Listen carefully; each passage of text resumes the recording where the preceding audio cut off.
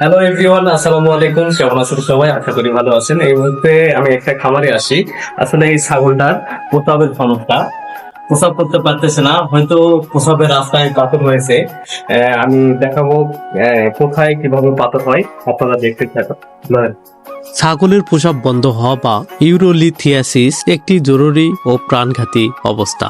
তাই সময় ব্যয় না করে দ্রুত চিকিৎসকের পরামর্শ নিন। একটি প্রস্রাব বন্ধ হওয়া ছাগল 24 থেকে 36 ঘন্টার মধ্যে চিকিৎসা না পেলে মূত্রথলি ফেটে ছাগল মারা যেতে পারে। চিকিৎসকের পরামর্শ অনুযায়ী ক্যাথেটারাইজেশন বা প্রয়োজন হলে অপারেশন করতে হবে। ছাগলের প্রস্রাব বন্ধ হলে ঘরোয়া ব্যবস্থাপনা কি? ঘরোয়া ব্যবস্থাপনা হলো প্রচুর পরিমাণে পরিষ্কার পানি পান করান। খাবারের সাথে সোডিয়াম ক্লোরাইড বা লবণ মিশিয়ে দিলে পানির তৃষ্ণা বাড়ে, যা পাথর তৈরিতে বাধা দেয়। দানাদার খাবার বা অতিরিক্ত ক্যালসিয়ামযুক্ত খাবার যেমন মেশিনে কাটা খড় সাময়িকভাবে বন্ধ রাখুন। অনেক সময় কাঁচা হলুদের রস ও সোডা খাইয়ে সাময়িক আরাম দেওয়া হয়। পুরুষ ছাগলের প্রস্রাবের নালী সরু হওয়ার কারণে এই সমস্যা বেশি হয়, তাই কম বয়সে খাসি না করানোই ভালো।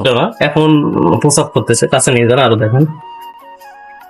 এই দেখছেন, প্রস্রাব করতেছে।